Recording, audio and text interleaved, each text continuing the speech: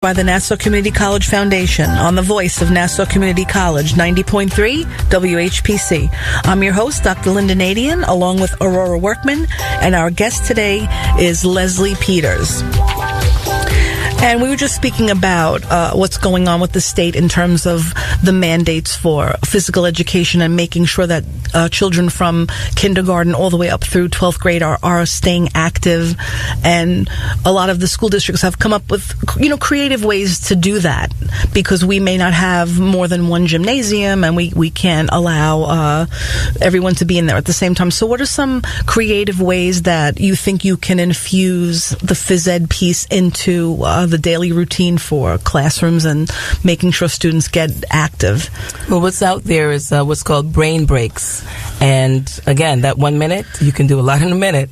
And we're encouraging teachers to do, remember, this is not PE. So there's what's being, now you'll hear PA, that's a new word, so physical activity. Can you do something? Can you just sit up and down in the chair for a few seconds? What that does, it does amazing things for the body. Can you sit in the chair? And kids, of course, love to do this. And can you move every part of your body? And then go back to your studies. Schools, as I said, they're doing things before school. I have a colleague who does things for kids to get into the regions, literally an activity, get them going. And that sitting down for the 3-hour regions, it really helps. And, of course, you have all the way through it's easier in elementary school. Mm-hmm. And then you get into middle and high, and now your physical education is still different from physical activity. What can you do? Recess is still important, and we're very lucky to be in New York State to mandate PE throughout the state. And I see that they still do in many high schools square dancing, which is, a few weeks of that. And why do they do that, though? Creative movement. Love creative movement.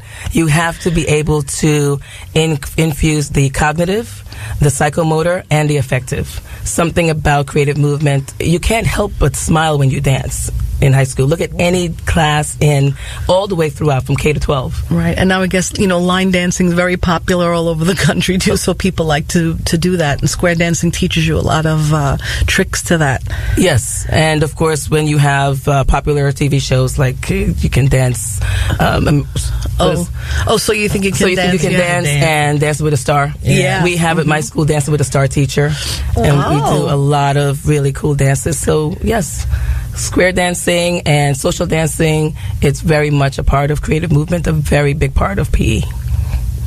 And what opportunities for professional development for physical education teachers are there to sort of stay abreast of the latest research and the trends coming up? Because, sometimes I think in the past PE has always sort of been the curriculum part where it wasn't taken as seriously. And now there are so many facets to it that it's interesting to see how it will be a needed piece of the curriculum coming, as we move forward into, the next decade. Well, I'm happy to say that when I started some 20 years ago, my colleague was a member of a professional association. I will tell any professional, young professional, future professional to get involved in a professional association. So mine happens to be, get this, there's a Nassau zone, and every zone, Suffolk zone, and so on and so forth.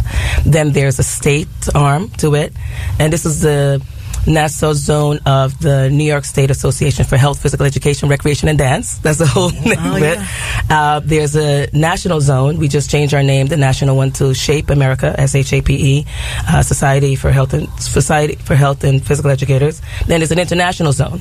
And so this is just one of the professional organizations that annually, I just came back from November. They have a 4-day conference, and that's where I'm able to meet with other educators from Montauk to Buffalo, literally. And we look forward to meeting each other each year. And that's where you have the new things. What's going on? What are you doing? You're saying, what are you doing? And we were able to change. So there are many opportunities.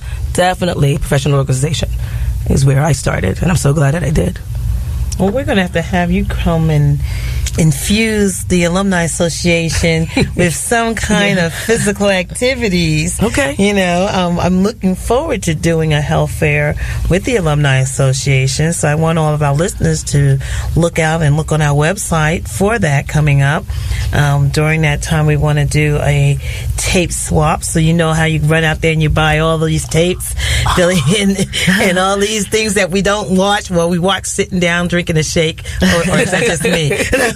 So we want to sit there and do a health fair where you bring your tapes, your old tapes and your workout tapes and your everything, and we'll put them all together, and everyone can pick up one that they haven't used before, and then we can have a workout session with Leslie Pieters. I love that. That would be great.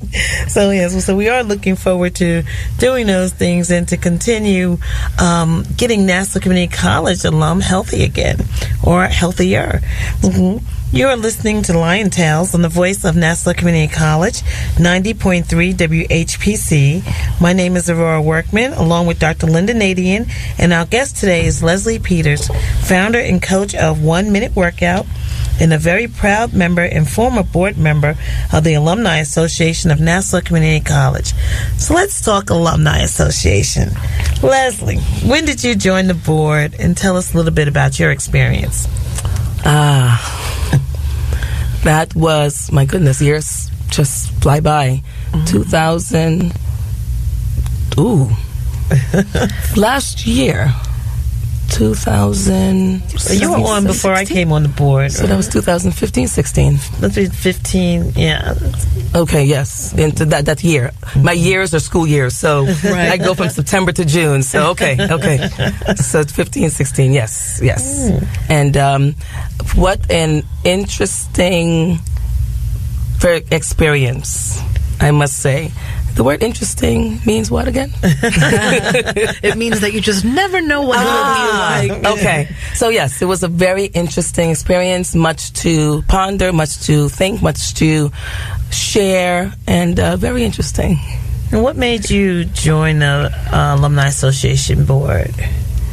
I wanted to see how things actually run, and what happens at the round table, the oval table, the square table.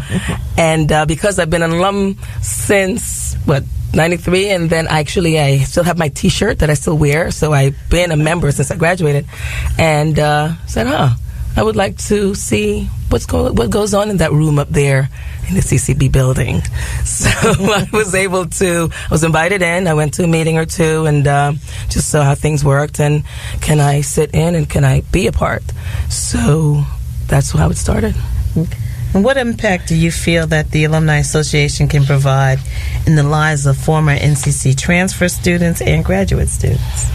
I think connecting to a base is always important. I'm probably a member of several alumni associations of all the schools, so something about reaching back, I called it, looking back to the future. You get it? Yes. Mm-hmm. So I think just connecting with people who, think of it as a mastermind. My brain is bigger if I connect with you and you do that thing that I don't do, and I connect with you and you do that thing, and you have all of us, the bases, we all attended here. We all have some professors who were the same.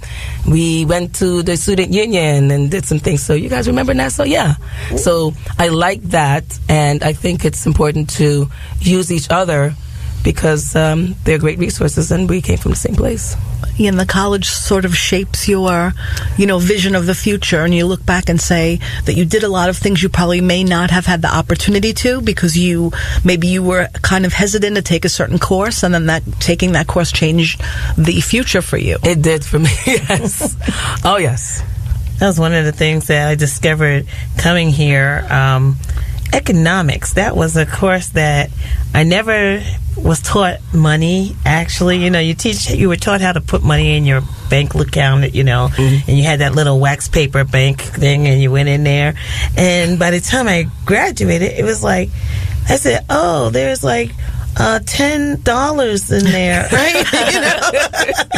And then, but to my surprise, there was $10,000. And so I'm coming to the college and not knowing, being a student here and paying my own wage because I wanted to come here. I got accepted to Berkeley and Stanford in California, and I was planning to leave. I just wanted to get out of New York. But at that time, then my father was shot and killed, so he kind of reversed it. So coming here, I was not very happy to come here, but I came here my last year of high school, and so I was a high school student at a college facility, because I only had one class, and that was gym. So that was gym. You mean physical education? Physical education. So I had to climb the rope, and they wouldn't let me leave until I did. So I actually started my college classes here at Nassau Community College, and I was 16, and I came at night. And I remember nighttime being adult ed. There was just real adults here, and so it was great coming here at that time. But to know that there were adults, that was amazing, and a mind blower for me. But I had Professor Jenkins, as you did, and he helped direct my success, I should say. Oh, that's fabulous. So what did you discover about Nassau that you think nobody would know? I don't think people know that Nassau has had, I wonder if it still does, the honors program that's stellar. And my friends were a part of that. Does it still have that? And the professors, they're just people with experiences out of this world. And literally, they leave this world and they travel and they do research. And I don't think people know the caliber of professors that Nassau has, and I know they're still here. Some of them, I know Dr. Wise, I saw him the other day.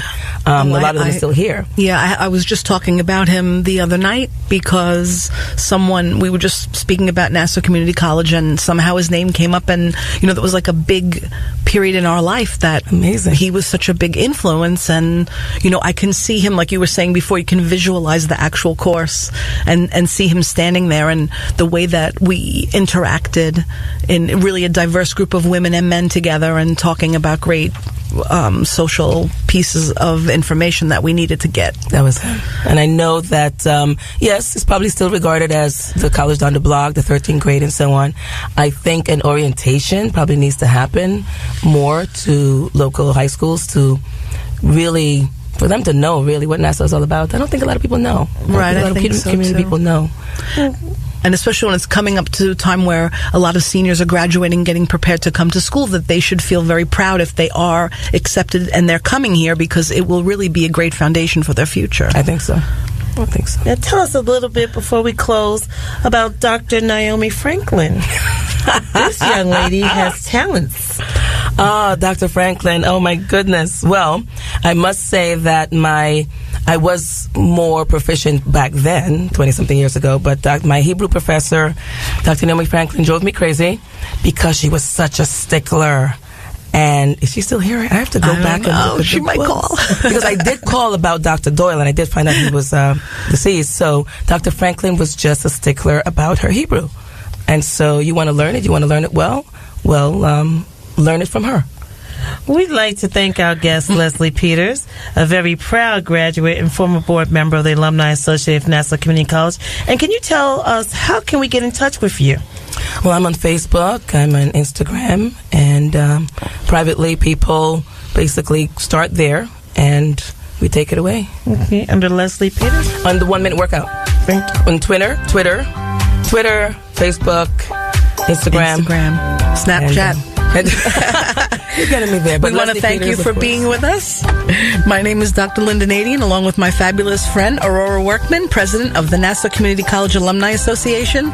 The creative director of Lion Tales is Rudy J. Breedy. This show is a production of the NCC Alumni Association. Visit ncc.edu/WHPC for more information. Available as a podcast on iTunes, Android Podcasts, and Spreaker.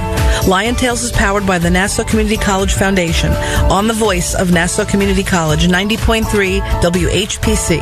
We'll talk to you next week.